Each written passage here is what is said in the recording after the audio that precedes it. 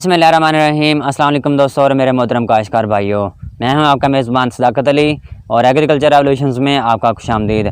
आज की इस वीडियो में हम कनोला की मुकम्मल काश्त के बारे में बात करेंगे कि इसके लिए ज़मीन की तैयारी किस तरह करनी है, कौन सी ज़मीन का इंतखाब करना है, ज़मीन की तैयारी के वक्त खादों का तयन किस तरह करना है, बीज कितना इस्तेमाल होगा और वो बीज हमें कहाँ से दस्तयाब होगा। ये तमाम मालूमात आज की इस वीडियो में आपके साथ शेयर करेंगे। तो उससे पहले जिन दोस्तों ने मेरे चैनल को अभी तक सब्सक्राइब नहीं किया वो मेरे चैनल को सब्सक्राइब कर दें ताकि फसलों पर तमाम मालूमात आप तक पहुँचती रहें।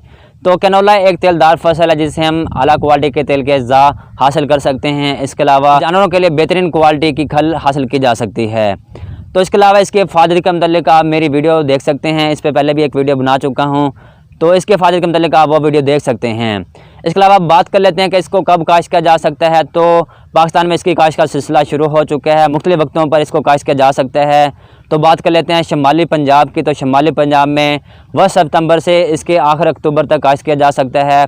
इसके अलावा इसको जनूबी और वस्ती पंजाब में 1 अक्टूबर से आखिर अक्टूबर तक काश्त किया जा सकता है।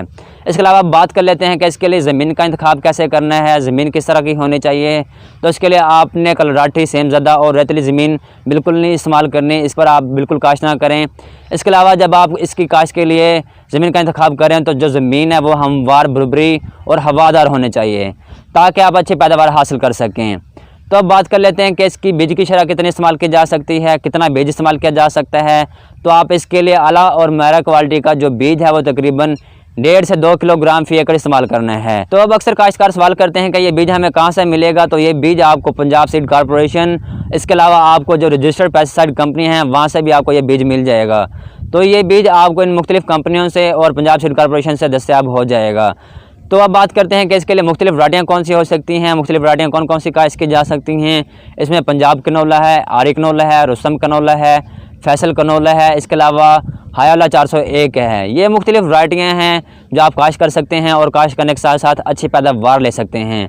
तो अब बात कर लेते हैं कि इसको मुख्तलिफ़ तरीक़ों से किस तरह काश्त किया जा सकता है, जिसमें हम 3 तरीके इस्तेमाल कर सकते हैं। जिसमें छट्टे के ज़रिए भी इसको काश्त किया जा सकता है, ड्रिल के ज़रिए भी इसको काश्त किया जा सकता है, इसके अलावा इसको वटों पे भी काश्त किया जा सकता है। तो छट्टे के ज़रिए काश्त करने का तरीक़ाकार यही होता है कि आप ज़मीन की तैयारी करें, ज़मीन को भुरभुरा रखें, हमवार बनाएं, उसके बाद वहाँ पे 3 दफ़ा हल चलाएँ और बीज को छटा कर दें।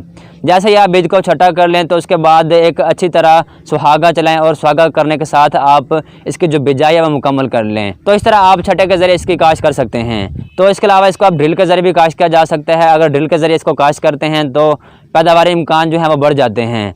तो ड्रिल के ज़रिए भी काश्त करने का ये तरीका होता है कि आप ज़मीन की तैयारी करें, ज़मीन की तैयारी करने के बाद जो ड्रिल है वो इस्तेमाल करें। तो ड्रिल के ज़रिए जब आप काश्त कर रहे हो तो जो बीज का फासला है वो 4 से 6 इंच रखें। तो इस तरह आप ड्रिल के ज़रिए काश्त करने के साथ साथ अच्छी पैदावार भी ले सकते हैं।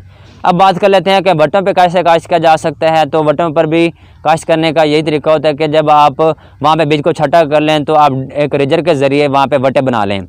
तो इन मुख्तलिफ़ तरीक़ों से आप इसकी काश्त मुकम्मल कर सकते हैं, काश्त करने के साथ अच्छी पैदावार ले सकते हैं। तो अब बात कर लेते हैं कि ज़मीन की तैयारी किस तरह करनी है और ज़मीन की तैयारी के वक्त खादें कितनी इस्तेमाल करनी है। तो ज़मीन की तैयारी में आपने ये चीज़ रखनी है कि जो आपकी ज़मीन है वो हमवार हो, हवादार हो और ज़रखेज़ हो। तो आमतौर पर जैसे ज़मीन की तैयारी की जाती है उसमें आपने 1 बोरी DAP और 1 बोरी SOP इस्तेमाल करनी है और हल चलाने हैं। तो इस तरह आप ये 2 बोरे की 2 मिकदार है वो इस्तेमाल कर सकते हैं। तो इससे पहले ये मेरा यही मशवरा होता है कि किसी भी ज़मीन की तैयारी से पहले अपनी ज़मीन का तज्ज़िया करवाएं। अगर आप ज़मीन का तज्ज़िया नहीं करवा सके तो आप 1 बोरी DAP और 1 बोरी SOP इस्तेमाल कर सकते हैं। इसके बाद बात कर लेते हैं कि आपाशी कितनी रखनी है, इसके लिए हमें पानी कितना दरकार होगा। तो इस फसल के लिए हमें 3 पानी चाहिए होते हैं। तो पहला पानी जब आप इसकी बिजाई मुकम्मल कर लें तो बिजाई मुकम्मल करने के बाद 25 से 30 दिन बाद पहला पानी लगाना है। तो दूसरा पानी आपने तब लगाना है जब आपकी फसल 50 से 60 दिन की हो चुकी हो। उसके बाद तीसरा पानी तब लगाना है कि जब आपकी फसल तकरीबन दाना भर रही हो या दाना पकने वाला हो। तो इस तरह आपने पानी की देखभाल रखनी है, पानी लगाना है और पानी लगाने के साथ अच्छी पैदावार हासिल करनी है। तो अब बात कर लेते हैं कि जब हमारी फसल फल और फूल के मराइल पे होती है तो हमने खादें किस तरह इस्तेमाल करनी है और पानी के साथ खादों का तयन किस तरह करना है। तो इसमें ये चीज़ लाजमी याद रख लें कि जब आप पहला पानी इस्तेमाल कर रहे हो तो पहले पानी पे आधी बोरी जो यूरिया है वो इस्तेमाल करनी है और दूसरे पानी पे आपने तकरीबन फिर आधी बोरी इस्तेमाल करनी है। इसके अलावा जब आपकी फसल फल और फूल के माहौल पे हो तो आपने 5 से 7 किलो जो सल्फ़र है वो इस्तेमाल करना है ताकि आप अच्छी पैदावार हासिल कर सकें। तो इस तरह अगर आप ये खादों की मिकदार इस्तेमाल कर लेते हैं तो जो पैदावार के इम्कान है वो बढ़ जाते हैं। तो जैसे ही अब हमारी जो कनोला की काश्त मुकम्मल हो जाती है तो उसके बाद जड़ी बूटियों की बात कर लेते हैं। तो अच्छी पैदावार हासिल करने के लिए जड़ी बूटियों की जो तलफ़ी है वो इंतहाई ज़रूरी है। तो उसके लिए मुख्तलिफ़ तरीक़ाकार किया जाता है कि जैसे ही आप इसकी काश्त मुकम्मल कर लें तो 48 घंटे के अंदर अंदर जो जड़ी बूटी ज़हर है वो आपने इस्तेमाल करने हैं। तो उसमें मुख्तलिफ़ ज़हर इस्तेमाल किए जा सकते हैं जो मुख्तलिफ़ कंपनियों के पास दस्तियाब होते हैं। तो इसके लिए आप एस-मेटालोक्लोर वो इस्तेमाल कर सकते हैं। इसकी मिकदार आपने 800 ml फ़ी एकड़ इस्तेमाल करनी है।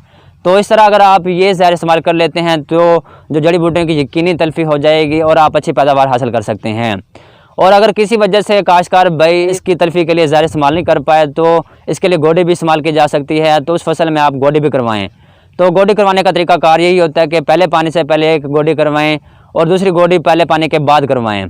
तो इस तरह आप जड़ी बूटियों की तलफ़ी कर सकते हैं और तलफ़ी करने के साथ साथ अच्छी पैदावार हासिल कर सकते हैं। तो ये थी सारी तमाम मालूमात कि आपने इसको कैसे काश्त करना है, ज़मीन की तैयारी किस तरह करनी है, ज़मीन का इंतखाब कैसे करना है, बीज कितना इस्तेमाल होगा और आपाशी का किस तरह ख्याल रखना है।